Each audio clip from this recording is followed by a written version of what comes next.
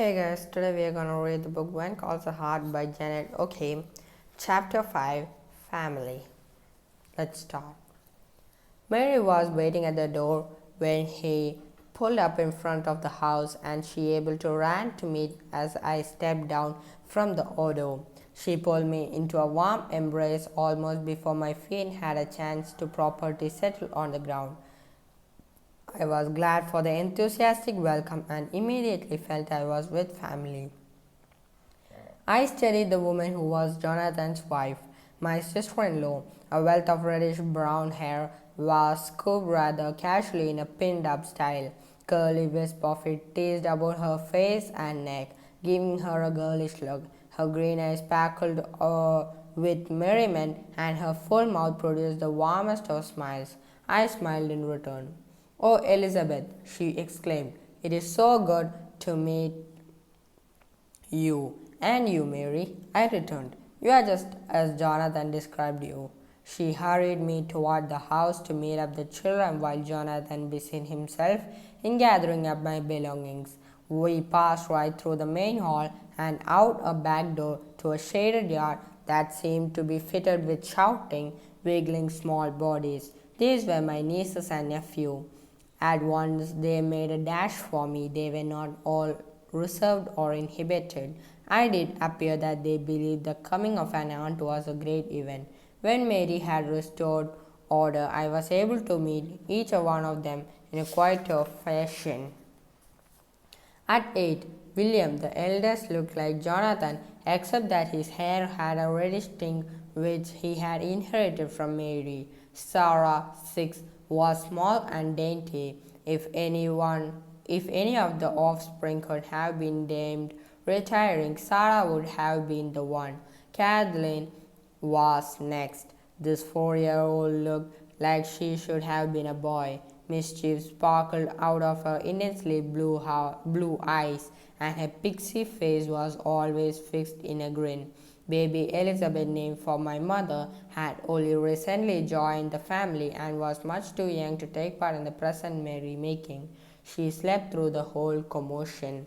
After a quick tour of the house, the evening meal was served, and we gathered around the table. Jonathan believed that the family should share the special time of the day, and so the children joined us at the table as I watched them clamber into chairs. I wondered just what mother would have thought of the whole event. In a home, children, even quite well-mannered ones, did not join the adults at the table until they had passed their 12th or at the earliest 10th birthday. Jonathan's children proved to be well behaved in spite of their high spirits, and we adults were able to converse uninterrupted by childish outbursts. It was obvious that they had been instructed well as to how to conduct themselves. Maybe it is wise to start them young at the family dinner table, I decided as I watched them. I did wonder as I studied Kathleen just how long she would be able to sit primly like a little lady. She looked like a miniature volcano about to erupt. The meal, served by a maid named Stacy, was absolutely delicious. I was embarrassed at the amount of food I ate. Jonathan assured me that the crisp air affected one's appetite. I was glad to have something to blame it on. "I'm so glad that you could come a few days early," Mary said. "Now we have opportunity to get to know you before you commence your teaching duties. We do want to show you around," and she added with a twinkle in her eye, "to show you off." I smiled at her. "Indeed, teased Jonathan. I have a whole list of young men waiting to meet you." I finally gave up trying to keep track who was to be first. I told them they would just have to stand in line and wait their turn. But I'm afraid. My cheeks grew warm. I interrupted Jonathan before he could go on. "I'm quite happy to meet your friends," I announced firmly, "but I do want to make one clear thing. I came west to teach, not to wed. Had I been interested in matrimony, I could have stayed in the east and found an acceptable spouse. Julie, who by the way is a family expert on the subject, assures me that the men of the West are adventurous, undependable, rough, and rowdy. I don't know if her research is totally reliable, but I have no intention of finding out. If you want wife for one of your friends, you would best bring out Julie. She'll be more than willing to consider the possibility. I never. It was a rather long speech under the circumstances, and the faces of the listeners changed from unbelief to concern to amusement. When I finished, I saw Jonathan steal a glance at Mary to see if she considered me serious. She gave him a barely visible nod, and he understood her to mean that I was cleared his throat, then waited a moment. I see, he said slowly, that we shouldn't tease you so. Here we often forget the manners that our mothers tried too hard to instill in us. We tease and jest all the time. It helps the road to smooth out when it might otherwise be rough. Of course, we have no intention of marrying you off. He then added with great sincerity, but I could this night personally introduce you to a dozen good, clean, manly, well-bred gentlemen who would make you Eastern dandies look pale in comparison. But I won't do it, he hurried on, lest my intentions be misconstrued. I know exactly what he was implying and realized with embarrassment that I deserved the mild rebuke for my tactlessness and bad manners. My face was suddenly drained of all color. I knew that I should apologize for my outburst, but somehow I couldn't get the words through my tight throat. Jonathan chuckled, and the sound of his soft laugh eased the tension around the table. I promise, little sister, he said with faint seriousness, to make no effort to see you married. If you have no desire to be so, but looking at you, I'd say you will have to get that message across yourself to more one young man. Mary seemed to agree. She didn't say anything, only smiled, but the warmth of that smile carried with it approval of her sister-in-law's appearance. My cheeks flushed again for a different reason this time.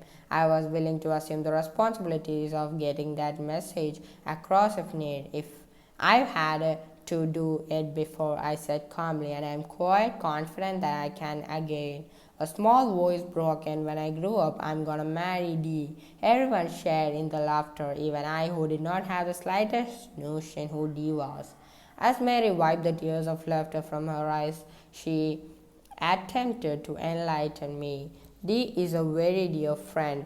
He is already close to 30 and as determined as you, my dear, to stay single.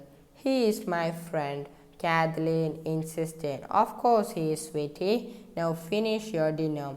When we rose from the table, a wave of tiredness flooded over me. I wondered if I'd be able to hold out while Mary went to tuck in the children.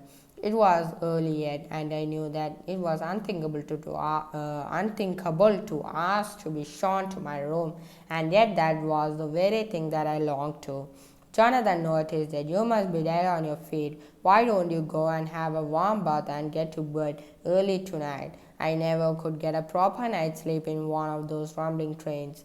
The time change makes a difference too. According to Eastern time, it's now your bedtime. I admitted that I was terribly weary. Go on then, he insisted. Your door is the first one on the right at the top of the stairs. The bath is in the room next to yours. After your long trip, I'm sure you will enjoy relaxing in a tub again. I've already put your things in your room. I'm off to hear the children's prayers now, so I tell Mary she will understand.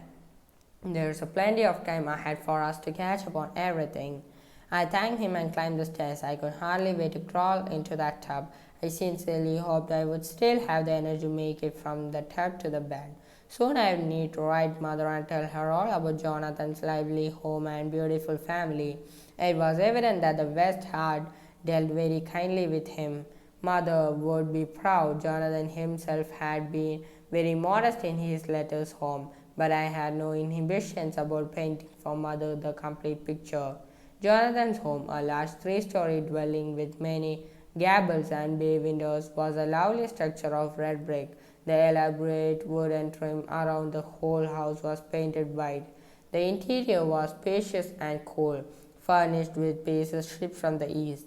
Colorful carpets covered the floor, and rich draperies softened the windows. Only Jonathan's study showed the unique influence of the West. Here was locally built furniture, massive and impressive. The wall-bore mounted animal heads, a bear rug sprawled in front of the fireplace, while a buffalo robe covered the couch.